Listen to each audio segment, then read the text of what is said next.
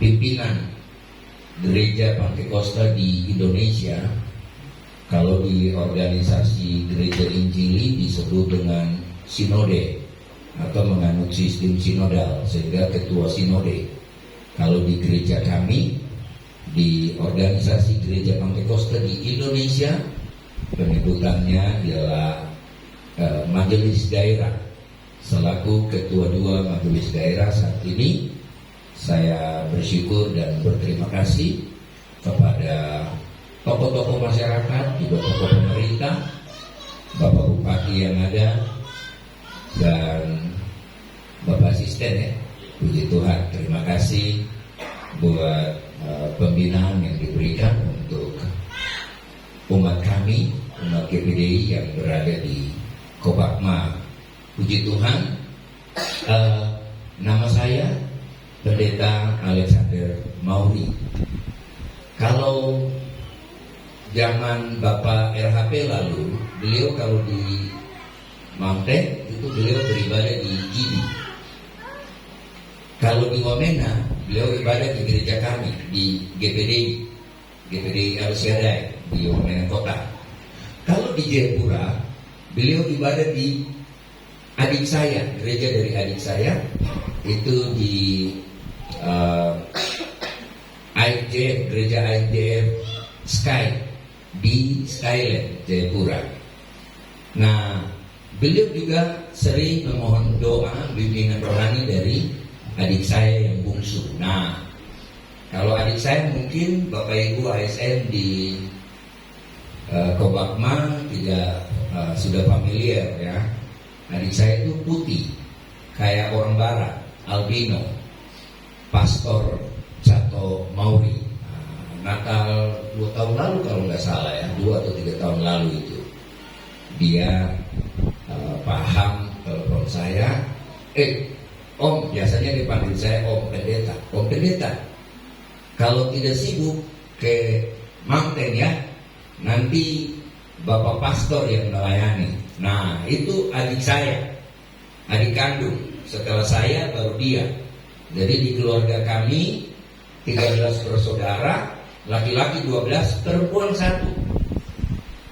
Dari 13 ini ada 4 yang albino, putih. Gen ya, karena gen, jadi kakak yang tertua itu putih.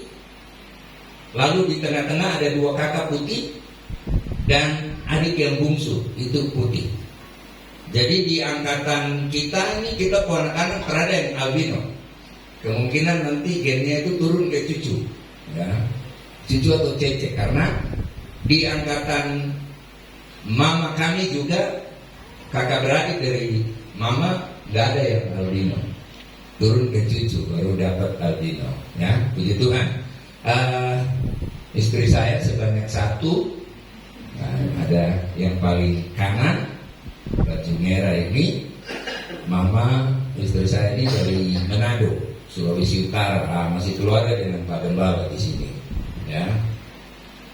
Saya dengan Bapak Bupati ini, Pak Kenela, waktu masa muda kami tinggal dengan mami terkasih Ibu Eti Rumondo ya. Jadi tadi waktu saya jumpa beliau di kantor, karena banyak saya bilang sama sekretarnya, saya tidak terlalu penting, gak apa-apa, cuman ingin sapa beliau saja.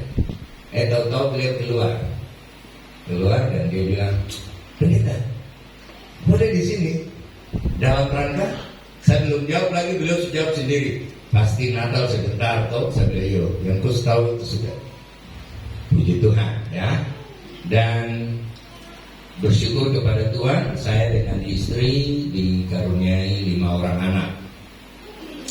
5 orang anak, 2 laki-laki, 3 perempuan. Dan anak yang bungsu ada ikut saya kasih nama dia Barack Obama, kasih nama Presiden Amerika, karena waktu dia lahir pas Presiden Amerika terpilih. Nah, dia nama Barack Obama. Puji Tuhan, Tuhan Yesus baik. Saya selain menjabat sebagai ketua 2 sinode atau majelis daerah GPDI Papua Pegunungan, Saya juga menjabat sebagai sekretaris Forum Kerukunan Umat Beragama FKUB Kabupaten Jayawijaya. Sementara kita juga sedang mempersiapkan FKUB Provinsi Papua Pegunungan. Jadi sedang dalam proses, dan puji Tuhan pada hari ini saya didaulat oleh Tuhan melalui Bapak Gembala untuk menyampaikan renungan Natal atau membawakan kebenaran firman Tuhan dalam ibadah Natal jemaat GPD Philadelphia yang ada di Kobakma atau Christmas Celebration, dengan topik atau tema seperti yang terpampang di depan kita, Unconditional Love. Berbicara tentang kasih tanpa syarat, kasih yang tidak terbatas, yang terambil dari kitab 1 Yohanes pasal 4 ayatnya yang ke-16. Bapak Ibu Saudara, inilah kelebihan saya dan saudara yang memiliki Allah di dalam nama Bapa dan Putra dan Roh Kudus, yaitu Tuhan Yesus Kristus, yang tidak dimiliki oleh agama lain. Dengan keyakinan iman Kristiani yang memiliki falsafah atau keyakinan iman kepada Allah Bapa, Putra dan Roh Kudus, yang mengakui ketritunggalan Allah Bapa, Putra dan Roh Kudus. Kasih tanpa syarat, kasih yang tidak terbatas. Mari kita perhatikan bersama-sama ayat ini di dalam 1 Yohanes 4 ayatnya yang ke-16.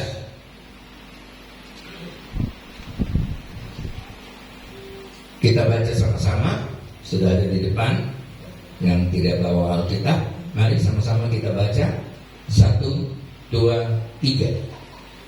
Kita telah mengenal dan telah percaya akan kasih kepada Allah kita. Allah adalah kasih, dan barang siapa tetap berada di dalam kasih, ia tetap berada di dalam Allah, dan Allah di dalam dia. Puji Tuhan. Di dalam Injil Yohanes pasal 15 ayatnya yang ke-7.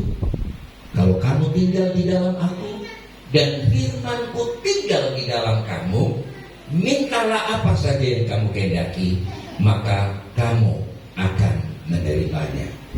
Bapak Ibu Saudara, berbicara tentang kasih, hanya kekristenan yang mengajarkan tentang kasih tanpa syarat ini, kasih yang tidak terbatas, yang ditujukan melalui Sang Putra Natal, yaitu Tuhan Yesus Kristus.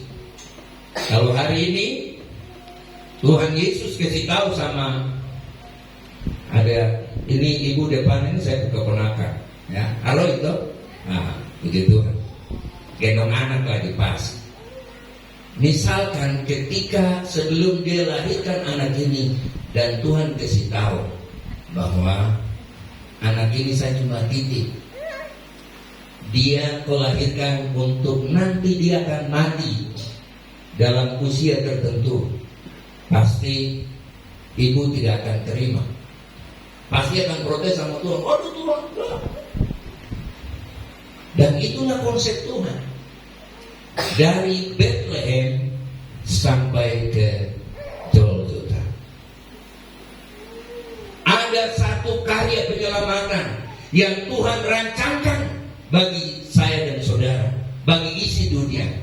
Itu sebabnya dikatakan di dalam Injil Yohanes pasal 3 ayat 16, karena begitu besar kasih Allah akan dunia ini, sehingga Ia telah mengaruniakan anaknya yang tunggal itu, supaya barang siapa yang percaya kepadanya tidak binasa, melainkan untuk percaya kepada Dia harus kita tindak lanjuti dengan sikap membuka hati, menerima dia sebagai penguasa tunggal di dalam hidup saya dan saudara, maka dia akan menuntut hidupmu dan hidupku. Ketika kau tidak buka hati untuk Tuhan, izinkan dia masuk untuk menguasai hidup saya dan saudara, maka Tuhan tidak akan mengambil bagian di dalam hidupmu.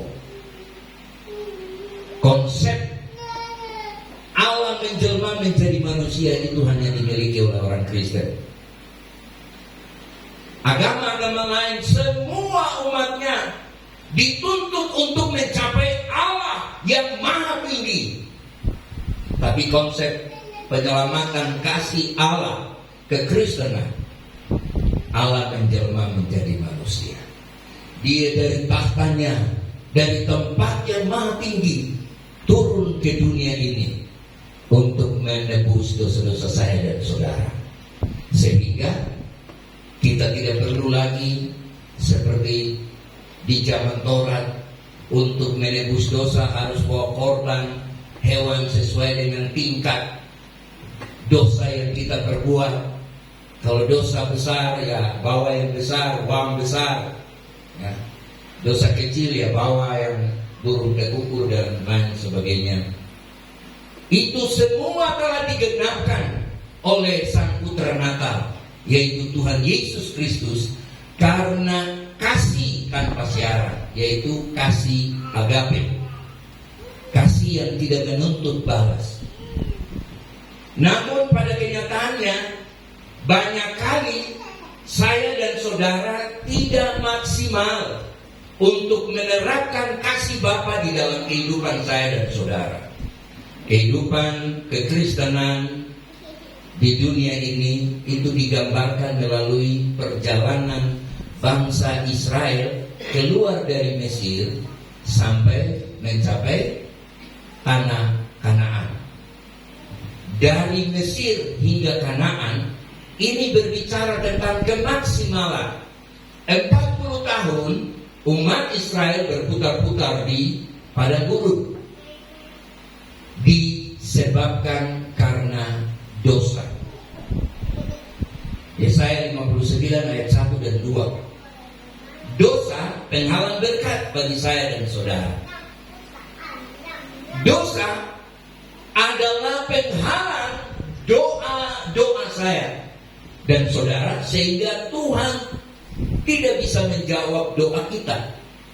Doa kita tidak berkuasa. Nah, sore hari ini saya mau bagikan buat Bapak Ibu Saudara yang hadir sore hari ini, ada 5 dosa yang menghalangi setiap saya dan saudara, umat Tuhan, sehingga kita tidak bisa maksimal di dalam Tuhan. Kita tidak bisa maksimal dalam praktek hidup setiap hari di dunia sekuler. Baik Bapak Ibu Saudara sebagai ASN, Polri, TNI, ada sahabat saya di sini Pak Sinuran, dari muda-muda kami sama-sama di Wamena. Tadi saya lihat Pak Sinuran kan? Iya betul Bapak Pendeta. Puji Tuhan, selamat jumpa lagi. Sudah lama kita tidak jumpa. Saya pikir mungkin sudah pulang ke kampung halaman. Apalagi Natal begini tuh, waduh, sudah ingat kenangan Charles Sutagalo punya lagu, ku ingin mengulang lagi kenangan Natal di masa kecilku, ya, luar biasa. Puji Tuhan, cinta tanpa syarat atau kasih tanpa syarat,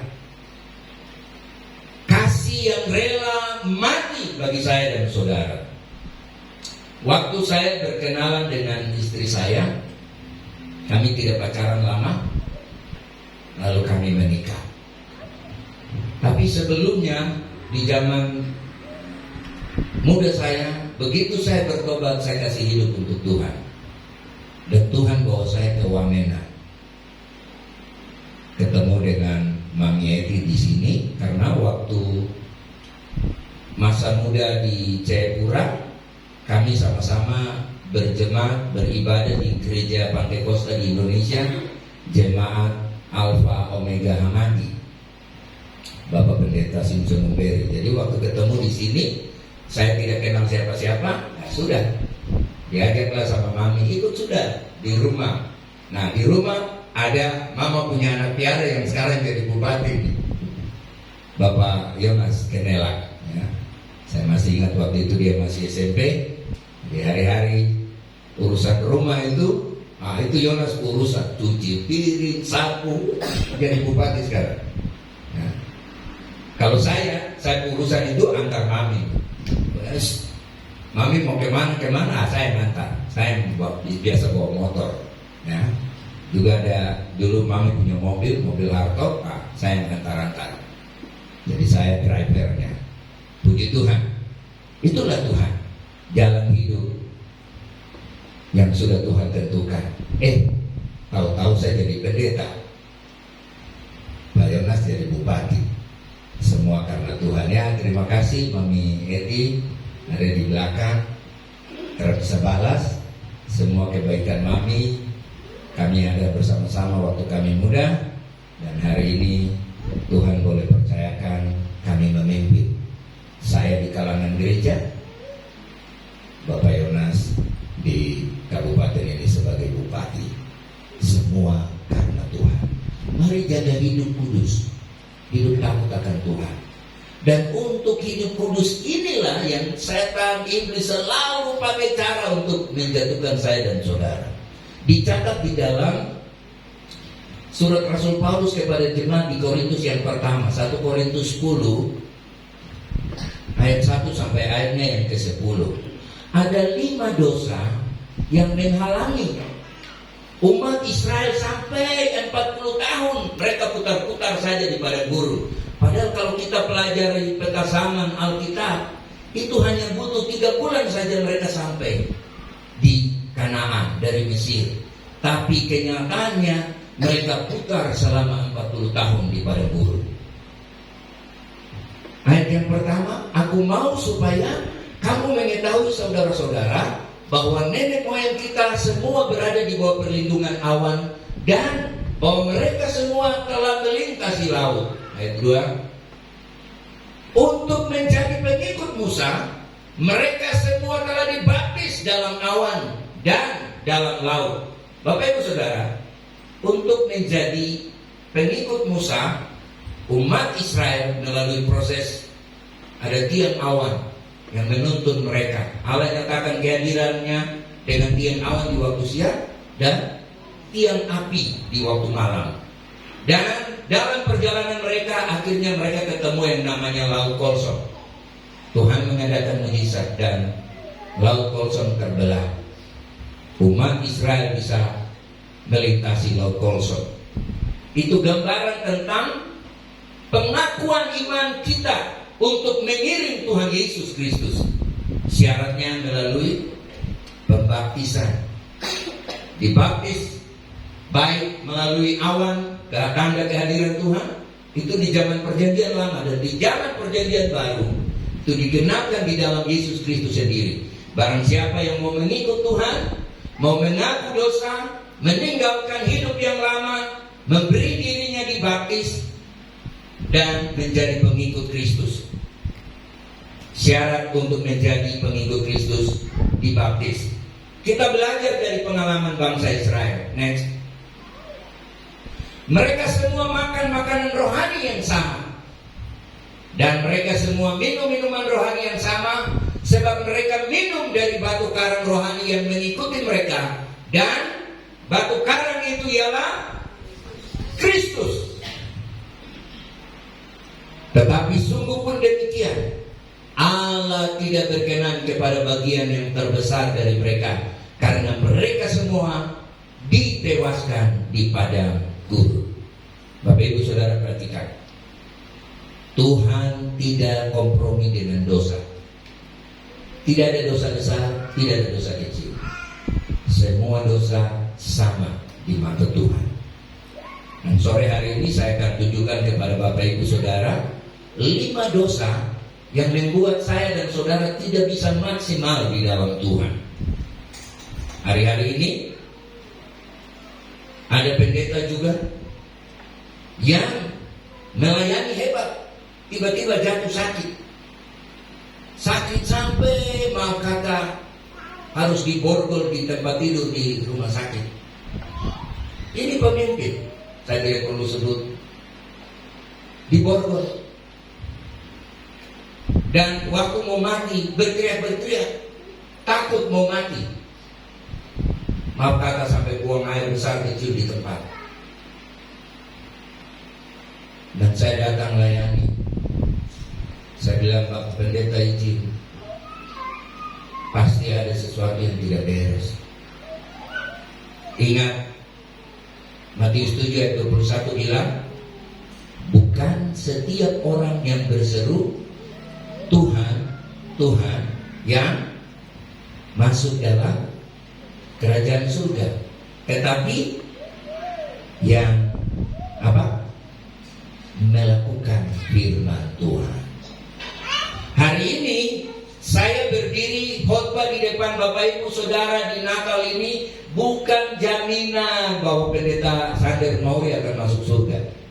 Bukan jaminan. Jaminannya apa yang saya khotbahkan hari ini saya lakukan, itu baru masuk surga. Kalau tidak, biar lagi mati dong kasih pakai sepatu dengan jas, gagah dalam peti juga sampai ke atas. Tuhan bilang di ayat 22 dan 23 Matius 7, dia bilang, "Enyalah engkau pembuat kejahatan." Misalnya kalau saya mau masuk ke pintu surga, malaikat sudah jaga, ya.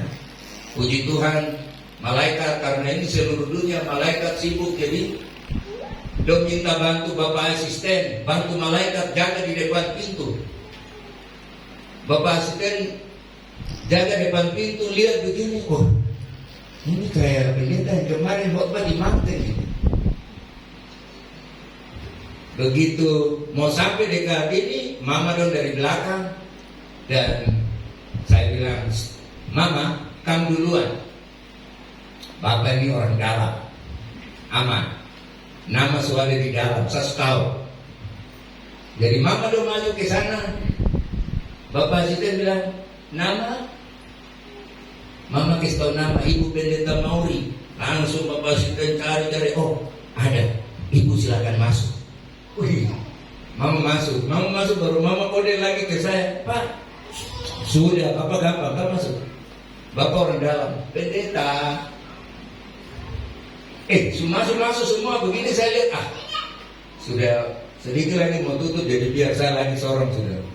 Sampai ke sana, Bapak lihat tuh, Pak Pendeta, sabar ya, saya cek nama dulu. Wih, asisten buka, abjad air nih, Alexander. Aduh, tidak ada ini. Saya bilang, pas, cek baik-baik. Bapak lihat tuh, saya kemarin khotbah di Kobarma baru. Iya, tapi ini nama tidak ada. Minta maaf Pak Pendeta, saya cuma suruh tolong jaga saja. Pak cek lagi ke dalam, ke malaikat dalam, mereka masuk dan lapor sama Bapak di surga. Bos izin, ini pendeta mau ada di depan, ini pendeta. Tapi kita cek nama tidak ada. Tuhan bilang apa?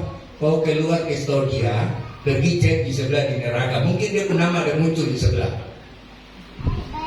Pastikan hari ini saya dan saudara nama tercatat di surga.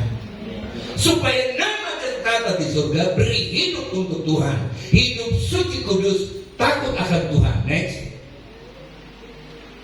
Semuanya ini telah terjadi sebagai contoh bagi kita untuk memperingatkan kita supaya jangan kita menginginkan hal-hal yang jahat seperti yang telah mereka perbuat. Bagian yang pertama, kadang kita tidak bisa maksimal dalam menerapkan kasih Yesus dalam kehidupan kita. Dosa yang pertama, berbuat jahat. Hari ini adakah saudara yang berbuat jahat untuk temanmu di kantor? Temanmu tidak berbuat yang seperti itu karena kau dekat dengan pimpinan, kau dekat dengan Pak Asisten. Asisten, sudah tahu kan? Itu kemarin itu dia berbuat jahat. bertobat.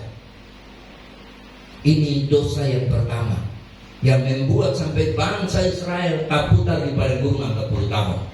Hari ini Pastor sudah sebagai stafnya Pak Bupati sudah berikan penilaian yang bagus sekali buat kau. Sudah dapat promosi nih, sudah nama diusulkan. Tahu-tahu kau hanya tersinggung saja, dengar kata orang yang terjelas lagi, kau sudah pergi emosi ke sana dan labrak temanmu. Berbuat jahat, korupsi. Biasa akhir-akhir tahun begini tuh ASN itu cepat-cepat, ya, kejar. Aduh, sudah terbiasa, sudah bikin, sudah, ya, tulis saja di situ, ya. Mulai tanda tangan, sabaran sini, cek kemari BPK periksa dan masuk. Ya. Biarlah ini menjadi peringatan. Kalau ada temanmu, saudaramu yang jatuh di dalam dosa, doakan dia. Tapi jangan lupa, kau berdoa juga buat kau diri sendiri. Tuhan, jaga saya juga, supaya jangan saya jatuh seperti teman saya. Tolong saya supaya saya tidak berbuat jahat. Saya sudah saksikan di sini beberapa tahun yang lalu. Saya hanya pengerja biasa saja di gereja Postor. 27 tahun saya ikut gembala sebagai pengerja, bantu Bapak Gembala. Karena GPDI itu menganut sistem otonom, mandiri.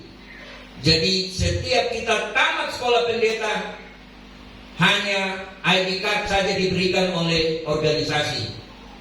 Selebihnya kau sendiri pergi masuk di hutan, tak ada jemaat di situ. Orang di kampung mau datang dengar kau juga potong batang kelapa, batang kayu ada, susu di situ, kau hotba di situ sudah. Itu GPDI. Tapi hari ini saya bersyukur ketika saya hadir di Manggarai Tengah, saya mantan ketua KPU. Di zaman masih satu kabupaten semua, pas awalnya pemekaran 5 kabupaten ini, Mamteng, Lanijaya, Yalimo, Nduga, itu ketua KPU-nya saya. Jadi politikus di Manggarai Tengah ini mereka pasti kenal saya. Mereka tahu, kepala kampung, kepala distrik, mereka tahu. Banyak yang saya lihat, pernah itu dari Mamteng datang Palang KPU Jayawijaya. Mereka Palang. Padahal kami tidak buat apa-apa. Saya langsung balik dari Jakarta. Saya tiba di situ. Doblai, mau di kota Cerik, pulang ke sana. Saya senyum-senyum saja, saya hadapi dengan tenang. Bicara sudah, udah mulai bicara banyak, ini lain datang menuju sampai oh iya, saya say saja, pukulan lewat. Saya senyum saja. Dari jam 10 pagi sampai jam 3 sore. Setelah itu saya bilang, sudah selesai. Tidak, masih lagi. Oh iya, kalau masih silakan bicara. Bicara barang yang kau tahu. Semua yang dong bicara ini saya suka semua. Karena saya belajar, saya sekolah barang itu. Saya sarjana ilmu politik, sarjana teologi. Jadi sementara dia ribut-ribut, saya panggil saya punya sekretaris. Saya bilang, kau kasih keluar uang. Kalau zaman dulu, kalau sistem sekarang kan sistem anggaran berbasis kinerja ya. Kita jalan, lapor dulu, baru uang cair. Kalau di zaman dulu itu dana langsung 1 tahun anggaran langsung masuk di rekening. Jadi kau mau bikin apa saja terserah sudah. Makanya banyak yang dapat seret masuk yang takut Tuhan. Saya bilang, Bapak, pesan gerobak-gerobak bakso, rumah makan, hitungin orang semua, kasih makan orang. Padahal itu datang mau bunuh saya nih. Akhirnya saya berdiri hadapi, teman-teman semua takut dan lari. Saya hadapi dengan tenang. saya berdoa dan puji Tuhan. Mereka bicara sampai ini kita semua bicara nih. Coba kasih kesempatan Pak Mauli bicara lagi supaya kita mengerti. Saya bilang terada kan bicara sudah.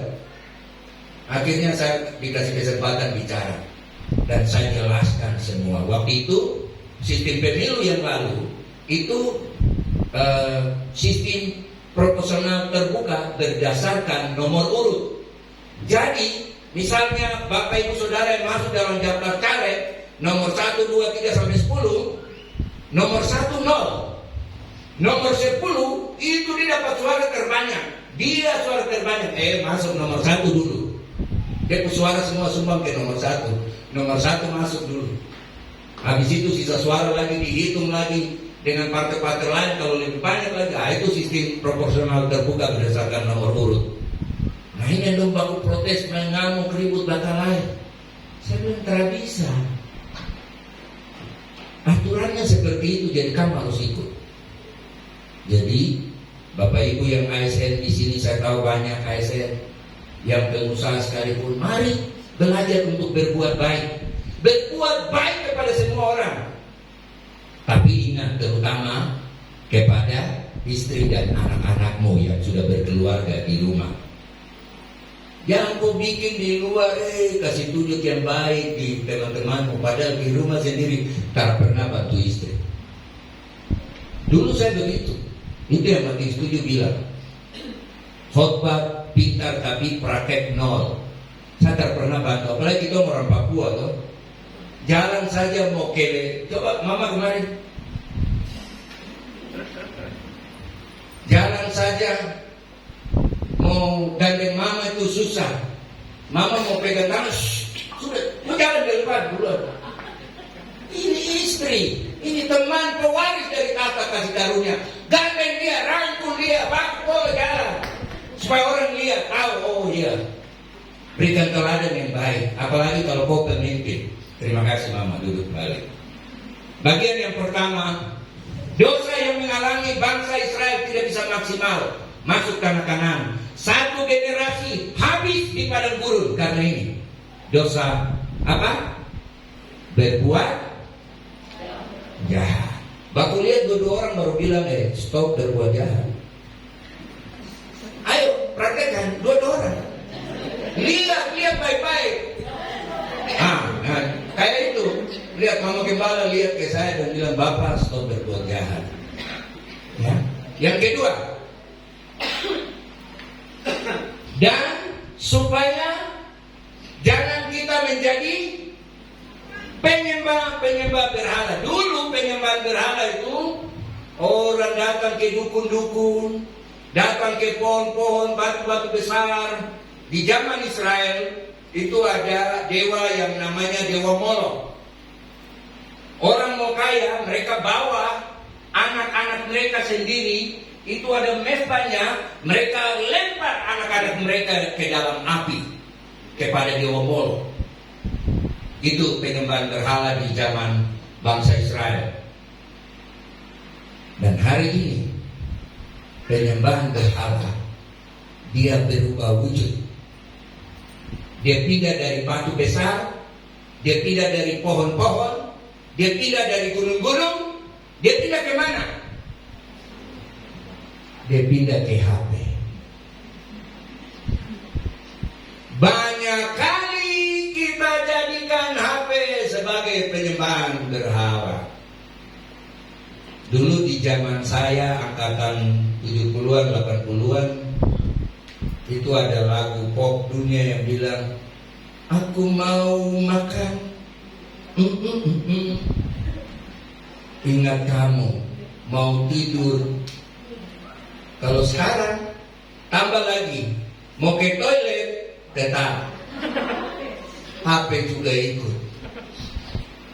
Ini satu bentuk penyembahan berhala yang tanpa kita sadari. Jalan sampai di apa nih? Puncak Mega di atas baru mau turun-turun kampung apa? Di Sergapa nih? Di Ilugwa. Sampai di Ilugwa dia bilang supir putar balik. Bapak, ini sudah Ilugwa, ini sudah kita lanjut. Tidak, putar balik. Kenapa? Bapak lupa HP. Aduh, kalau mama buka ini habis sudah bapak. Ini penyembahan berhala. Di dalam sini, kalau saudara tertakut akan Tuhan, penyembahan berhala dia tidak di barang ini. Setan iblis. Di sini ada program Alkitab, tapi di sini juga ada penyembahan berhala. Ada perempuan telanjang, laki-laki telanjang, semua lengkap di sini. Kita mau berhubungan seks lagi sudah tidak butuh lagi yang apa do bilang cinta lokasi kata baku ketemu di darat apa kete lah ya tak perlu. Lihat ini saja. Kunci pintu kamar sudah kau sendiri di dalam. Masuk di WC sudah kau sendiri di dalam. Hati-hati, Bapak Ibu Saudara. Mari belajar untuk hidup kudus. Buang itu yang namanya penyembahan berhala. Dosa yang ketiga yang membuat bangsa Israel tidak maksimal mencapai tanah Kanaan. Next. Janganlah kita melakukan percabulan. Nah ini 11-12 dengan tadi penyembahan berhala. Hari Minggu sini pendeta juga ada yang tak bisa lepas dari dosa ini. Dia kalau lihat gambar-gambar porno dia tak bisa tenang gitu. Akhirnya masturbasi dan lain sebagainya. Itu dosa percabulan. Dan dosa ini yang marak hari ini lewat sarana media handphone. Mari buat jauh-jauh. Kolose 3 ayat 5 sampai dengan ayatnya yang ke-10. Karena itu matikanlah dalam dirimu segala sesuatu yang duniawi supaya kau bebas. Yang berikut, lihat ini akibat dari dosa ini. Janganlah kita melakukan percabulan seperti yang dilakukan oleh beberapa orang dari mereka, sehingga pada satu hari telah tewas berapa? 23.000 orang. Saudara berdoa. Ini dosa yang sedang hari ini merebak di mana-mana. Jangan sampai kaget Tuhan hukum di Mamden ini. Karena dosa ini, kita hidup dengan dosa ini, Tuhan bisa hukum ini ya. 23.000 orang langsung mati tiba-tiba. Itu sudah pernah terjadi. Tadi di ayat sebelumnya bilang, ini jadi peringatan buat kita yang hidup sekarang. Jangan inginkan dosa-dosa itu. Hidup takut Tuhan, yang sudah berkeluarga, saling mengasihi suami istri di dalam rumah tangga. Jaga hidup di dalam keluarga, supaya kita terhindar dari bahaya maut. Next. Dan dosa yang keempat, dan janganlah kita mencobai Tuhan. Jadi kita sudah tahu itu dosa. Saya kan biasa melayani di gereja. Tuhan tahu. Ada satu bapak masih keluarga dengan saya. Dia polisi, gagah. Zaman dulu tuh belum ada HP. Dulu tuh pakai surat. Jadi dia kalau sudah berdiri di jalan itu, tangga-tangga yang bawa motor bisa celaka. Karena lihat kakak laki-laki dia berdiri, itu tangga langsung tabrak. Karena lihat ada kakak polisi gagah, ganteng lagi. Waktu dia berkelahi dengan istrinya, akhirnya saya dipanggil datang dan menyelesaikan berdoa. Begitu saya datang, dia bilang, ini kau kakak perempuan ini, dia tidak tuduh-tuduh saya saja. Saya sudah tangkap, dapat 1 poin dari situ. Jadi kalau Pak menghadapi masalah yang mulu besar, yang ini itu, itu sudah tanda-tanda itu, pelaku itu.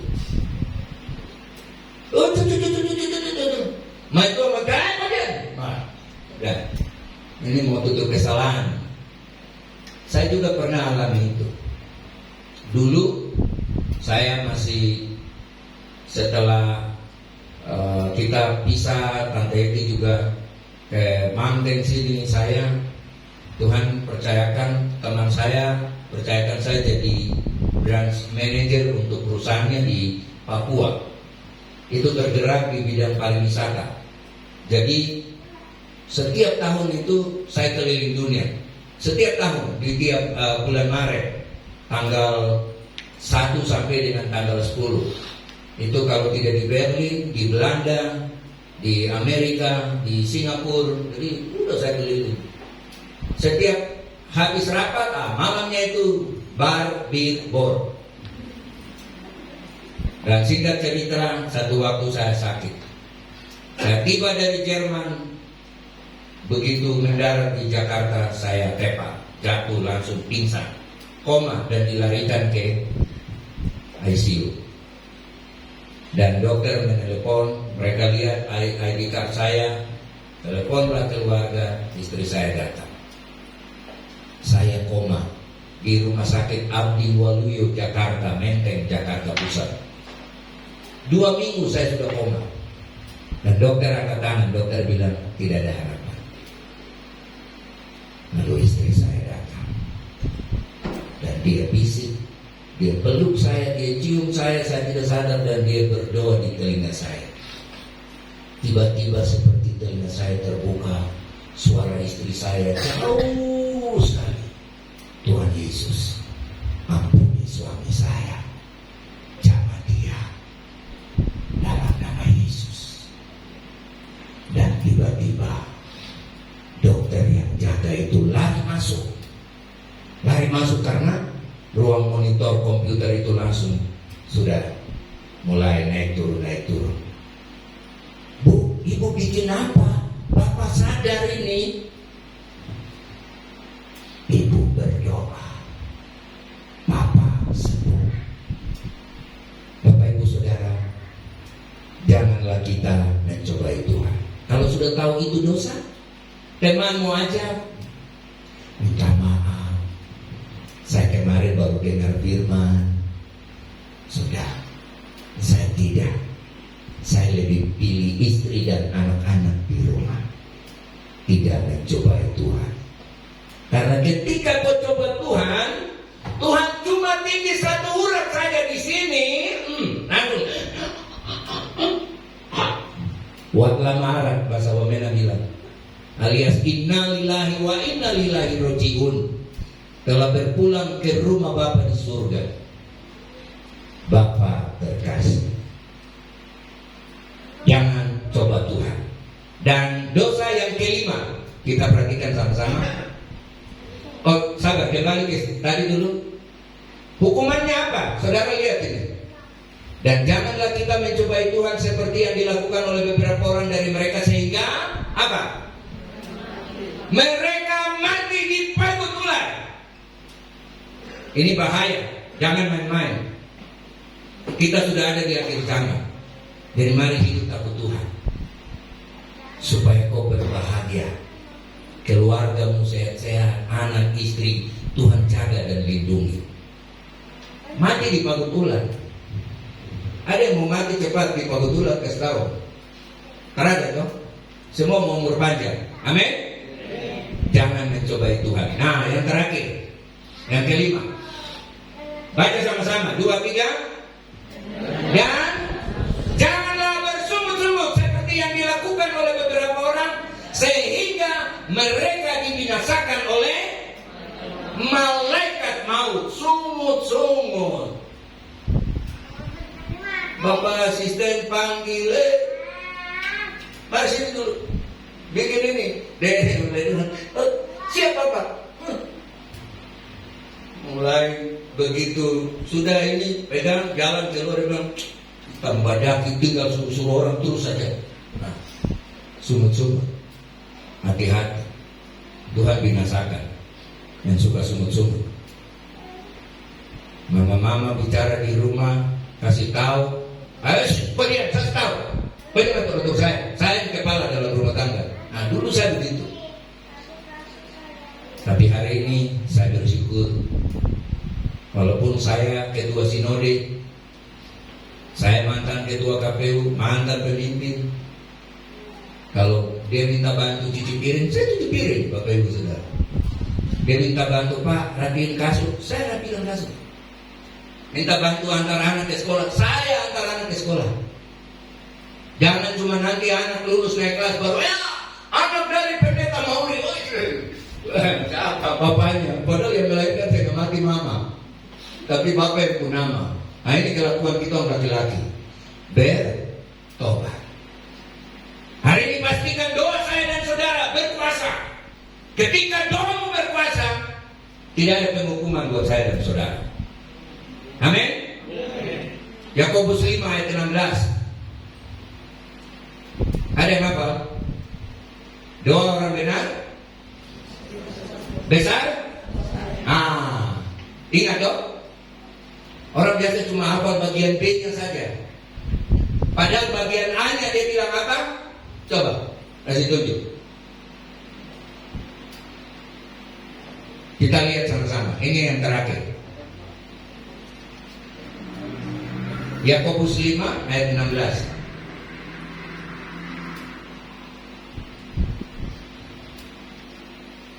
Supaya saya dan saudara terbebas dari 5 dosa ini. Saudara perhatikan, biasanya orang hafal ayat ini dari bagian B-nya saja. Doa orang yang benar bila dengan yakin didoakan, apa? Besar kuasanya. Saya orang Kristen, doa saya besar kuasanya. Don't start dari ayat B. Padahal ayat ini utuh dari bagian A. Bagian A dia bilang apa? Baca sama-sama. Karena itu, hendaklah kamu saling mengaku dosamu dan saling mendoakan supaya kamu sembuh.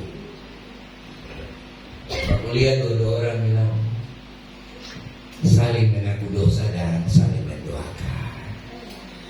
Amin.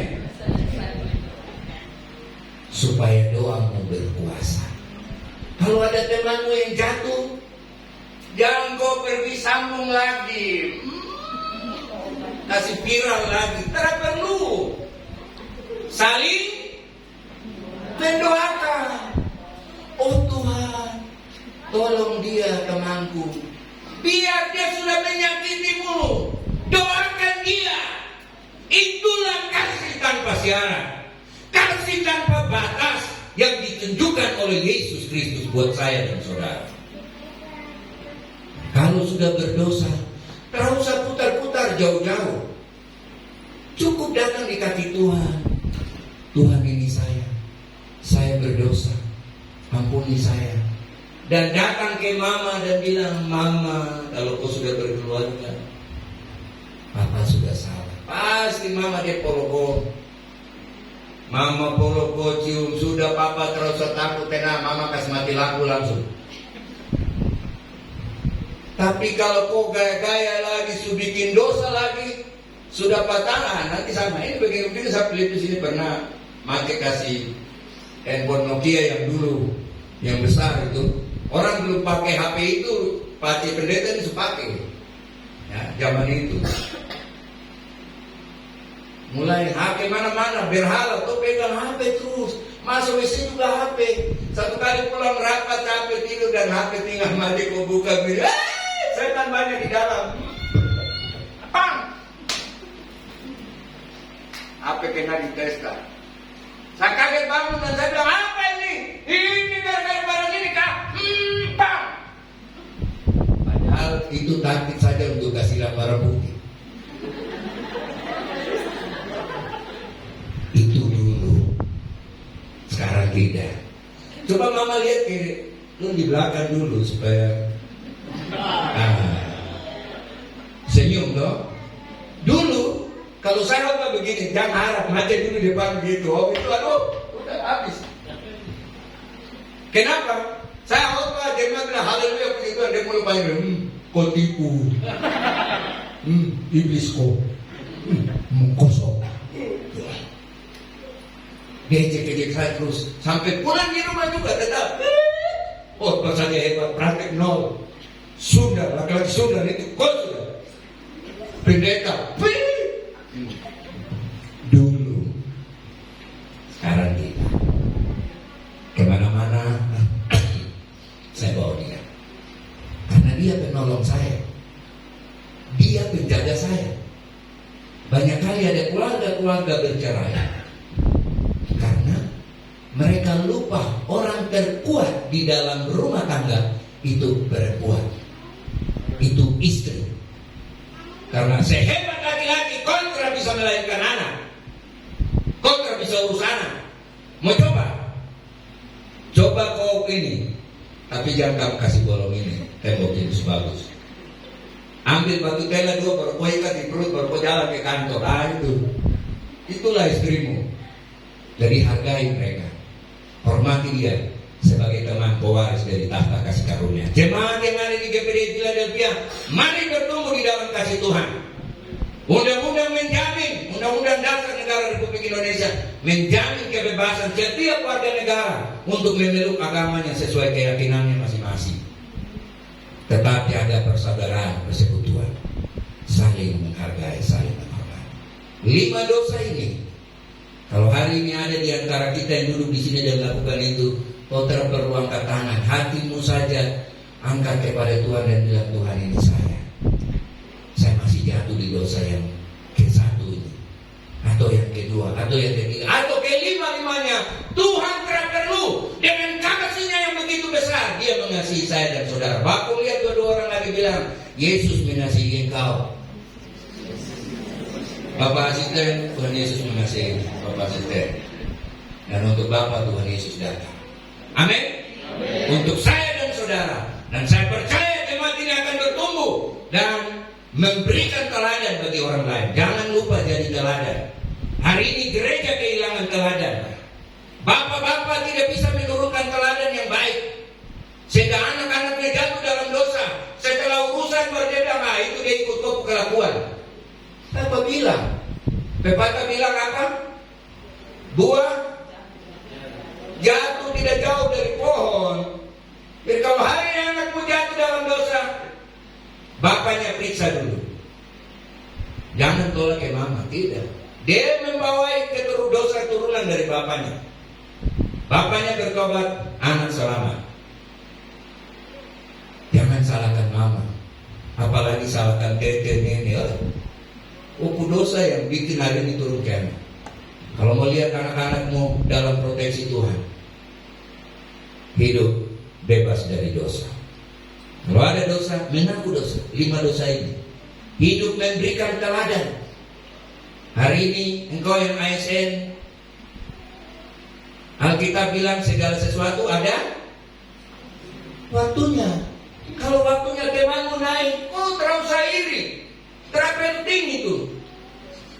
Karena umur manusia itu Alkitab bilang 70 tahun, Mazmur 90. Kalau kuat 80, selebihnya penderitaan. Jadi kalau ada temanmu yang naik, doakan dia, supaya besok giliran waktumu tiba kau naik lagi, dia juga berdoa buat kau. Amin. Jangan cemburu, jangan iri. Akhirnya kau jatuh dalam 5 dosa ini. Saling mendoakan satu dengan yang lain.